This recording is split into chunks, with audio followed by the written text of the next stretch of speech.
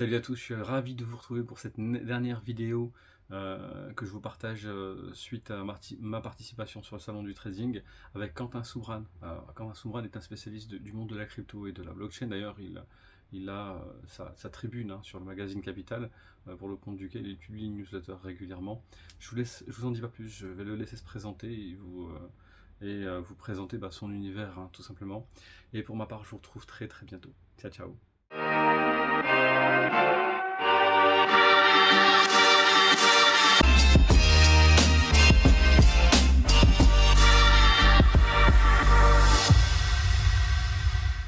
Bonjour à tous, merci beaucoup de venir suivre cette interview. Donc Quentin, est-ce que tu peux te présenter ton parcours, qui tu es, nous en dire plus sur Quentin Soubran? Bien sûr.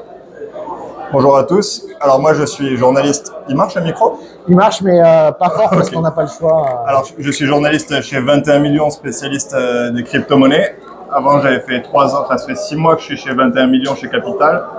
Avant j'étais chez BFM Bourse depuis 3 ans et demi, donc je suis journaliste spécialisé dans les marchés au sens large.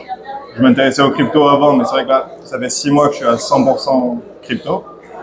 Et donc oui, j'avais fait une formation d'économie et de finance aussi. J'étais passé par l'école d'économie de Toulouse et par l'école de journalisme de Toulouse avant de passer à l'AFP, chez Challenge, aux Échos, à BFM. Et maintenant, Un beau parcours, hein. Et maintenant chez Capital, donc depuis 6 mois où je suis responsable de 21 millions, qui est une newsletter bi-hebdomadaire, avec une analyse des cours le mardi. Donc le mardi soir, il y a des avis, une interview d'un expert du marché. Ça peut être un expert du marché des cryptos, mais un expert du marché traditionnel, ça fonctionne aussi parce qu'on a vu que les deux étaient corrélés quand même depuis de longs mois maintenant.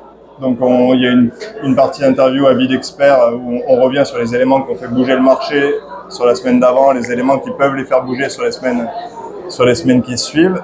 Après, dans celle du mardi, il y a aussi des analyses techniques. Donc l'analyse technique de Nicolas Galland, qui est un membre de la FAT et un journaliste de Capital, qui va faire une analyse technique sur le Bitcoin ou sur l'Ether une semaine sur deux. Et un focus de Laurent Albic, qui est gérant chez Next Momentum, qui est aussi spécialiste de l'analyse technique et membre de la FAT, qui va lui s'intéresser à un jeton un peu moins connu de l'écosystème. En général, on essaie d'en prendre un dans le top 100 des mieux valorisés, avec une partie de l'analyse fondamentale pour expliquer à quoi sert le jeton, dans quel cas il peut être utilisé, et une plus grosse partie technique avec l'orientation du jeton à moyen terme, enfin, à court ou à moyen terme. Alors, on a compris, tu as un long parcours dans le journalisme financier, plus récemment dans les cryptos. Bon, c'est pas grave, pour ce qui marche le micro, on va faire sans. Est-ce que c'est par opportunité que tu es arrivé sur les cryptos, ou est-ce que tu avais d'abord, depuis peut-être quelques mois, quelques années, un intérêt particulier pour les cryptos? Alors, c'est un peu les deux. Forcément, il y a l'opportunité qui s'est présentée parce que je ne sais pas si vous connaissez Grégory Raymond, qui était le journaliste qui s'occupait de 21 millions avant moi, qui est parti monter sa newsletter qui s'appelle The Big Whale ailleurs. Donc le poste est libéré. Et moi, ça faisait un moment que je voulais m'intéresser plus aux cryptos. Parce que c'est comme le Forex, comme les matières premières, les cryptos, on suivait ça. Mais chez BFM Bourse, on était deux. Donc pour suivre tous les marchés, c'était compliqué d'être très précis et très au fait de l'actualité crypto, de suivre ça. Enfin, ça mérite d'y être à plein temps parce que c'est un écosystème qui est très vivace, où il se passe toujours plein de choses, et c'est sûr que quand tu suis pas au jour le jour, t'es vite perdu. Alors, la news du jour, c'est quoi la news du jour? La news du jour, Binance. ouais. Il y a la Binance Smart Chain qui s'est fait pirater dans la nuit. Il y a 100 millions, a priori 100 millions de dollars qui ont été hackés dans la nuit. Il y a Nexo qui est au bord de l'insolvabilité. Enfin, tous les jours, de toute façon, il y a... Ouais, pardon. Et donc, oui. C'est un marché qui bouge beaucoup. Ouais. Mais pour reprendre la question sur ce qui m'a amené vers les cryptos, c'est vrai qu'il y a l'aspect technologique, évidemment. On a conscience que ce sera peut-être une révolution, on ne sait pas encore à quel point. Mais moi, j'aime bien comprendre un peu quand il y a des choses potentiellement révolutionnaires, on a envie d'aller au bout des choses. Et puis, c'est vrai que la culture générale, la culture française, en tout cas sur les cryptos, je trouve qu'elle est assez faible. Quand tu parles avec des gens, très vite, ils sont perdus dès que tu sors 2 ou 3 termes. Et c'est dommage, donc c'est aussi pour ça. Moi, ça m'intéresse de mieux comprendre les principes et comment les choses fonctionnent pour pouvoir justement après vulgariser, l'expliquer au grand public. Je trouve que c'est quelque chose qu'il faut faire, et les grands médias se penchent enfin sérieusement sur la question depuis un peu plus d'1 an, disons. Avant, c'était vraiment très marginal parce que souvent les grosses rédactions économiques et financières, elles sont dirigées par des personnes assez âgées à qui les cryptos échappent. L'intérêt des cryptos, en tout cas, peut échapper. Et on était longtemps regardé un peu de travers, mais maintenant, on sent que le regard est en train de changer. Ah oui, il y a l'aspect technologique, il y a l'aspect système monétaire alternatif que représente le Bitcoin. Il y a beaucoup de choses. Il y a les aspects d'inclusion financière, tout ce que ça peut apporter à des populations, pas forcément en Europe, mais à des populations en Afrique, en Asie. On sait que ça peut apporter beaucoup de choses. Alors c'est vrai que tous les peuples comme ça qui sont débancarisés, ils ont vraiment un problème. Hein. C'est-à-dire qu'il y a certains pays d'Afrique, ils n'ont pas de compte bancaire, ils ont vraiment un problème pour avoir accès à l'argent. Ils utilisent encore le cash, mais le cash, ça limite à finalement une activité financière locale. On ne peut pas aller investir en bourse, on ne peut pas. Bref. Donc effectivement, la technologie offre énormément de possibilités, et ça c'est indéniable.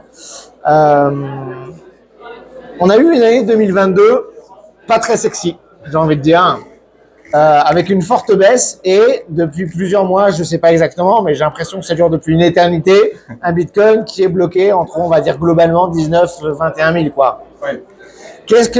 Comment tu vois, alors c'est toujours très difficile à poser comme question, parce que personne n'a de boule de cristal, moi le premier. Sinon, je m'appellerais Mardamirma, c'est pas le cas. Mais quand même, quelles sont tes prévisions pour les mois à venir, fin 2022, début 2023? Comment est-ce que tu vois que les choses pourront évoluer? Ouais, alors, est-ce qu'on va... Ouais, c'est vrai que, comme tu dis, le bear market actuel a tendance à s'éterniser un petit peu. On ne sait pas quand on en sortira.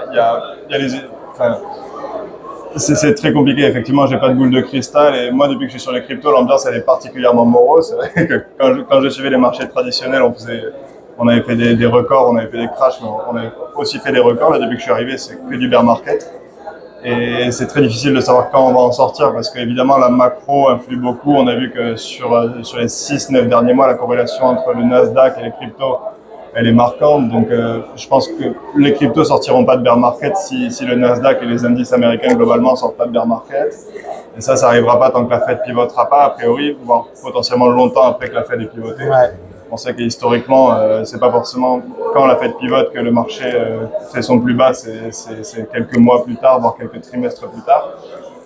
Et ça va dépendre de beaucoup de choses, de l'humeur de Vladimir Poutine, de beaucoup de choses. C'est très difficile de savoir de son comment va se humeur comporter et de le savoir Bitcoin en s'il 2023. est encore en vie ou pas. Oui. Alors, tu as dit quelque chose qui a retenu toute mon attention, le Nasdaq. Oui. Alors moi, je suis beaucoup le Bitcoin, j'ai investi dans le Bitcoin. J'investis à long terme, donc je ne suis pas au jour le jour. Par contre, je regarde vraiment au jour le jour les cours du Bitcoin, et ça peut paraître bizarre, parce qu'il y a une énorme corrélation entre les cours du Bitcoin et les marchés américains. Et moi, j'utilise par exemple le week-end, le Bitcoin, je le regarde le dimanche pour avoir une idée de ce qui pourrait se passer le matin, à l'ouverture, le lundi matin, à l'ouverture des marchés, ou même le soir ou le matin très tôt, pour avoir la tendance de la journée. J'ai remarqué, alors j'ai pas de statistiques, j'ai pas noté, j'ai pas étudié la chose plus que ça, mais j'ai remarqué qu'en général, effectivement, cette corrélation, elle existe, on peut pas la nier, mais en plus, c'est un bon indicateur d'ouverture de marché. Donc, je regarde le Bitcoin. Si le Bitcoin est en baisse, en général, je me dis, ah bah, à 16h30, les marchés américains, c'est pas bon, ça va être en baisse. Oui, ouais, c'est vrai que c'est une des spécificités du marché des cryptos, c'est qu'il est ouvert, comme vous le savez sans doute, 7 jours sur 7 et 24 heures sur 24. Donc évidemment, au cours du week-end, il est aussi sensible aux événements géopolitiques, macro. Il y a moins de macro au cours du week-end parce que tous les indicateurs sont publiés la semaine. Mais il peut y avoir des événements géopolitiques, des contre-offensives ukrainiennes. On l'a vu il y a un mois quand il y a eu une grosse contre-offensive ukrainienne. Les marchés, ils ont ouvert en hausse le lundi et ça s'était déjà ressenti sur le cours des cryptos dans le week-end, le samedi, le dimanche, au fil des informations. Et vice-versa, la semaine dernière, on a vu qu'il y avait un peu des rumeurs sur Crédit Suisse qui sont sorties au cours du week-end. Et les marchés, ils ont commencé à pricer, les marchés des cryptos price ce type de nouvelles avant les marchés traditionnels.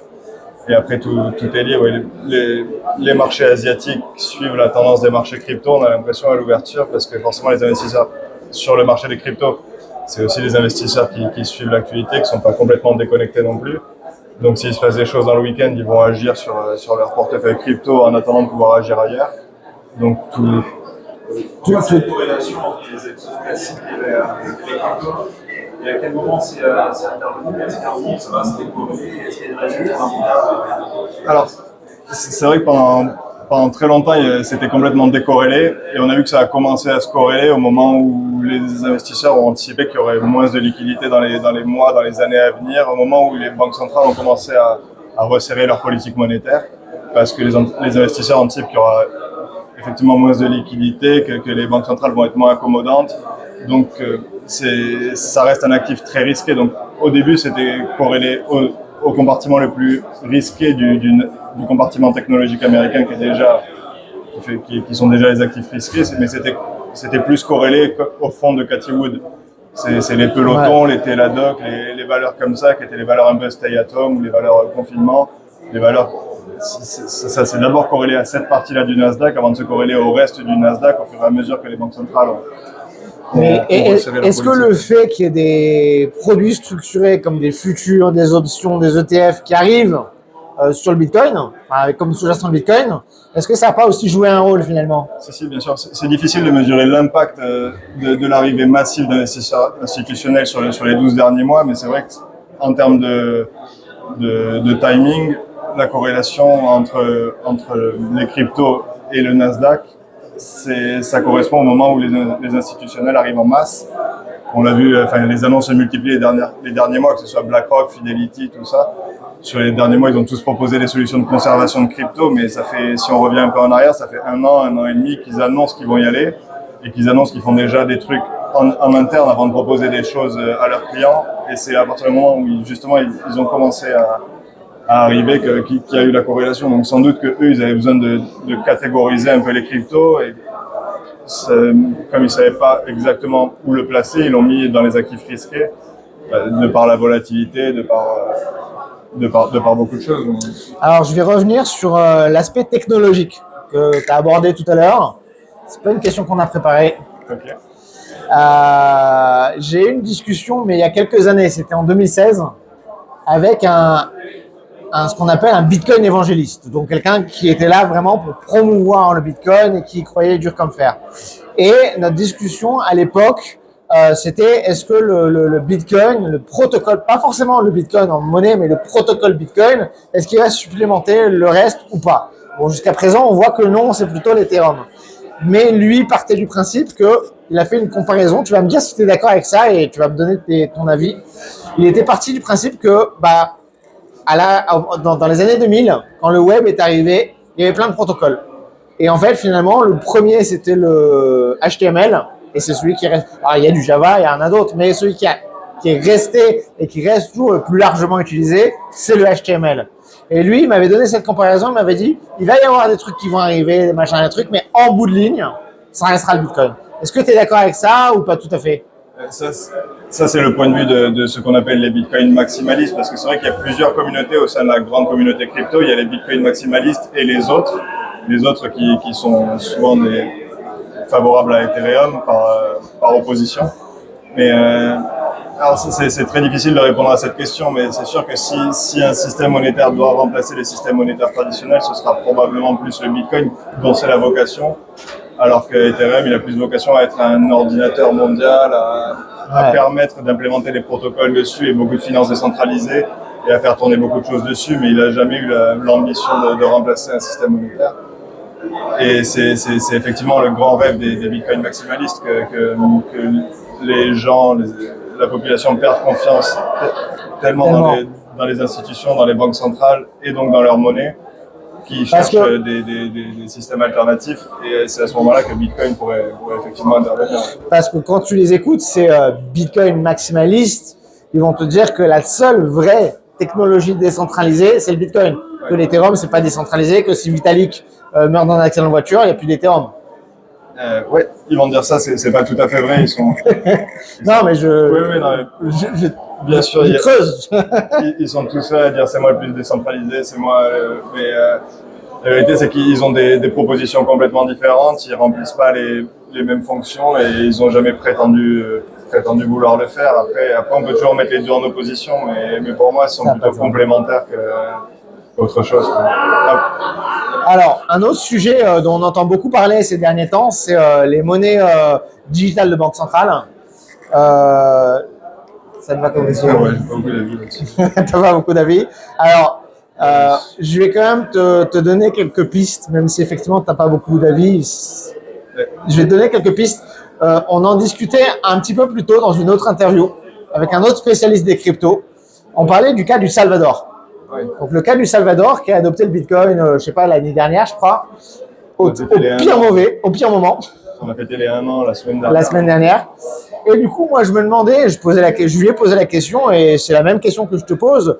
Pourquoi des États comme le Salvador ne créeraient pas, plutôt que d'adopter le Bitcoin, ne créeraient pas leur propre monnaie digitale, comme vont le faire les États-Unis, l'Europe, etc., mais avec un étalon, comme ce qu'on avait l'étalon d'or dans les années 80, là, ce serait l'étalon Bitcoin. Est-ce que ça n'aurait pas plus de sens finalement? Alors si, c'est envisageable. Au Venezuela, ils ont créé aussi leur monnaie numérique c'est le pétroléo, qui est basé sur le baril pour le coup. D'accord. Et tu peux l'indexer à ce que tu veux. Et ça, après, il faudrait demander au président Bukele pourquoi il a préféré le Bitcoin. Mais est-ce que le Bitcoin, du coup, parce qu'on parle souvent du Bitcoin comme étant une réserve de valeur ou d'or numérique, est-ce qu'il ne pourrait pas devenir du coup cette réserve de banque centrale dans le cadre des monnaies digitales de banque centrale?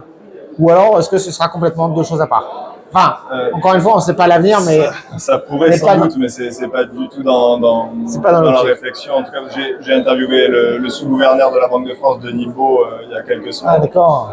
Et lui, il réfléchit vraiment pas en termes de crypto-monnaie, il réfléchit en termes de crypto-actifs. Eux, ils sont sur les security tokens, ils sont sur l'émission de dette sur la blockchain, parce que ça te permet d'accéder à un pool d'investisseurs mondiaux à moindre frais. Il y a beaucoup d'avantages en termes de frais de transaction, il y a beaucoup de choses, mais ils réfléchissent pas les crypto-monnaies, ça les intéresse pas trop. Au final, ils sont plus intéressés par la blockchain que par la technologie plus que par les crypto-monnaies. Ce que permet la technologie et ce qui est transposable au système financier classique. Existant. Alors, c'était laquelle que tu voulais pas trop que... C'était la 5. La 5 comme tu veux. Et la 6 sur les NFT? Peu importe. Alors, on peut rebondir aussi. Là, je vous ai mis le site Capital 21 millions. Donc, on va parler un petit peu de ce que tu proposes finalement. Tu en as déjà parlé, mais globalement, c'est quoi? C'est une newsletter, parce qu'il y a des gens qui ne seront. C'est une newsletter sur laquelle on reçoit. C'est une newsletter bi-hebdomadaire. D'accord. Celle du mardi, elle est dédiée, c'est une spéciale analyse des cours, et celle du vendredi, c'est les dossiers thématiques où on va se pencher sur des choses propres à l'écosystème. Ça peut être sur les bridges entre blockchains, ça peut être sur les oracles de blockchain, ça peut être sur the merge, qu'est-ce que ça va changer du point de vue de l'utilisateur. Et ça peut être sur plein de choses. Il y a 2 semaines, j'en ai fait une sur la consommation énergétique du Bitcoin. Et l'idée, c'est d'interviewer les acteurs du secteur, les acteurs de l'industrie, les mineurs en l'occurrence, ceux qui ont produit des études, beaucoup de gens, pour donner la vision la plus claire possible et pour donner les clés à nos lecteurs pour mieux comprendre l'écosystème et pouvoir ensuite, eux, se positionner pour investir. Mais moi, j'ai pas pour vocation de leur dire investissez dans ceci ou dans cela. Mon objectif, c'est vraiment de donner les meilleures clés. C'est de l'éducation. Oui, c'est de l'éducation. C'est pas du conseil, c'est de l'éducation.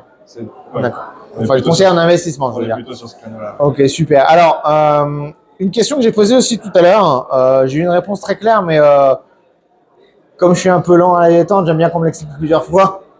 On parle beaucoup, surtout en bear market. L'une des alternatives pour les crypto-investisseurs en bear market, c'est le stacking, le farming. Déjà, quelle est la différence entre stacking et farming? Parce que pour moi, ça se ressemble beaucoup. Hein. Alors, là, on rentre tout de suite dans des choses un peu plus techniques. Ouais. Le stacking, c'est juste le fait d'immobiliser ces crypto-monnaies dans un protocole, donc dans un smart contract qui est hébergé sur une blockchain, en échange de récompenses ou de privilèges. Et en fait, cet argent qui est bloqué, ça va quoi? À alimenter de la liquidité sur le marché? Alors, non, ça c'est plutôt quand on immobilise ces jetons dans une volonté dans un proof of stake. D'accord. Ça, c'est pour faire tourner le réseau, pour valider des blocs, pour participer à la sécurité du réseau. D'accord. Mais le proof of stake et le stacking, c'est deux choses très différentes. D'accord. Alors là, tu rajoutes une troisième notion que je connaissais pas. Mais le stacking, c'est très variable. Il y en a effectivement où on va percevoir des récompenses. Ça peut être classiquement de 4 ou 5% par an de taux d'intérêt. D'accord. Mais il y en a d'autres, ça va être des applications où il va falloir stacker quelques jetons juste pour accéder à l'application, par exemple, ou juste pour avoir droit de faire avoir certains droits. D'accord. Mais c'est pas forcément. Et le farming, oui, c'est la recherche de rendement sur des protocoles de finances décentralisées qui, eux, vont récupérer l'avoir et le faire travailler sur d'autres protocoles. D'accord. Donc c'est deux choses différentes, mais au final, deux choses différentes qui permettent de recevoir une rémunération de nos investissements en crypto. Ouais. D'accord. Donc du coup, ça peut être, quand on est dans une période comme ce qu'on voit en ce moment, un bear market, si on a quand même une vision long terme, plutôt que de laisser ces cryptos, on peut quand même avoir une rémunération, un rendement, ou prendre du dollar Tether qui lui, ou autre stablecoin, qui permettent quand même d'être actif quand même dans l'écosystème crypto, même sans forcément être sur oui, il y a beaucoup de manières différentes de se faire rémunérer des cryptos qu'on immobilise. Après, les taux, ils sont variables. Parce que investir en crypto, souvent, on s'imagine, c'est acheter du Bitcoin, acheter de l'Ether et attendre que ça monte. Mais il y a quand même d'autres manières d'investir. Bien sûr. Et en ce moment, le marché des cryptos, il est beaucoup utilisé comme... c'est un peu comme le marché des changes. Il y en a beaucoup qui vont sur les cryptos pour se couvrir contre les risques de change. D'accord. Qui vont dollariser une partie de leur épargne sur des stablecoins en dollars. Pour être moins exposé à l'euro. Sur les derniers mois, c'était la grande tendance, c'était de dollariser une partie de son épargne. Ouais. Plutôt que d'aller sur le Forex, qui sont des marchés qui comprennent moins bien, les investisseurs crypto, ils s'intéressent aussi à ce genre de dynamique. Ouais. Il nous reste 5 minutes, je crois, si je ne dis pas de bêtises. Oui, à peu près. 5 minutes, si vous avez des questions, c'est le moment. Allez, est-ce qu'il y a un intérêt pour les investisseurs justement à rentrer dans un détail aussi technique, poussé et avancé pour c'est intéressant de comprendre, mais au final, ça va quand même assez loin techniquement. Est-ce qu'il y a un intérêt à aller là-dedans pour avoir des visions et pour investir? Alors, il y a un grand intérêt à faire beaucoup de recherches avant d'investir dans la crypto parce que c'est un écosystème qui est beaucoup moins régulé, donc les plateformes elles peuvent disparaître presque du jour au lendemain. Les plateformes sur lesquelles on laisse, bon, pas Binance, pas Coinbase, mais quasiment toutes les autres peuvent disparaître très vite. Les protocoles, c'est à peu près pareil. Si on regarde par rapport à novembre 2021, le Bitcoin il perd 70% à peu près, mais il y a 99% des tokens qui existent, il y en a à peu près 20 000 qui perdent plus de 99% sur la période. Donc, ouais, c'était une boucherie. Hein. On en parle sur le top 10, il perd en moyenne 70%, mais tout le reste, c'est littéralement effondré. Et je pense que il y a un slogan, c'est le Dior Do Your Own Research. Et c'est vraiment très très important parce que très vite on perd beaucoup de choses, même sur les plateformes, même sur les entités qui paraissent très solides. Là, il y a Nexo qui est déjà très gros, qui a plusieurs milliards sous gestion. Il y a Celsius il y a quelques mois qui a fait faillite. Il faut se renseigner non seulement sur les tokens sur lesquels on investit, mais aussi sur la solidité des plateformes. Après, c'est plus facile de se renseigner là-dessus que dans la finance traditionnelle, parce qu'en général, leurs comptes sont transparents. Tout ce qui est finance décentralisée, on a accès à toutes les informations. En fait. Donc, c'est plus facile de faire ses recherches, mais après, c'est pas forcément très facile de comprendre non plus. Sur tout ce qui est stablecoin, par exemple, personne n'avait anticipé l'effondrement de l'UST. C'était un stablecoin algorithmique qui était sous-collatéralisé. Mais il y avait un mécanisme de burn qui était censé permettre au jeton de garder sa valeur, de rester adossé au dollar en permanence, sauf qu'il a été victime il y en a qui ont vu une faille, qui l'ont attaqué. A priori, c'est les Nord-Coréens, on ne sait pas trop. Mais c'est 40 milliards de dollars qui ont disparu dans la vache, 40 milliards. Parce qu'il y a le stablecoin UST et le jeton Luna, ça faisait partie de l'écosystème Terra Luna. Et tout s'est effondré du jour au lendemain. Luna, c'était la 5e plus grosse capitalisation du marché des cryptos, je pense. Ah ouais, je savais pas que c'était. J'en avais entendu parler, bien sûr, parce que ça a fait la une des médias, mais je savais pas que c'était d'aussi gros montants qui étaient en jeu. Et c'est vrai que c'est pas toujours très bien expliqué sur les plateformes. Elles sont pas toujours très bien expliquées, mettre en avant les risques associés à tel investissement. Donc ça, c'est important de faire soi-même ses recherches de son côté. En tout cas, ce qu'il faut éviter absolument, et l'AMF le rappelle assez régulièrement, c'est de suivre le gars sur TikTok qui vous dit d'acheter XYZ token. Oui, c'est ça. Bah, ça a fait l'actu cette semaine aussi avec Kim Kardashian aux États-Unis qui a dû payer une amende, mais en France c'est pareil. Il y a des centaines de groupes Telegram, Snapchat, des youtubeurs, des influenceurs de télé-réalité qui vont te conseiller tel ou tel token. Évidemment, ça vaut rien. Évidemment, faut pas écouter ces gens-là. Faire votre propre recherche. Ouais, ça c'est vraiment le mot d'ordre dans l'univers, c'est qu'on a accès à tout. Après, ça dépend que de vous. Faut pas hésiter, creuser, multiplier les sources. Et parce que, ouais. Un grand merci Quentin. Avec plaisir. Et à très bientôt. Merci. Merci.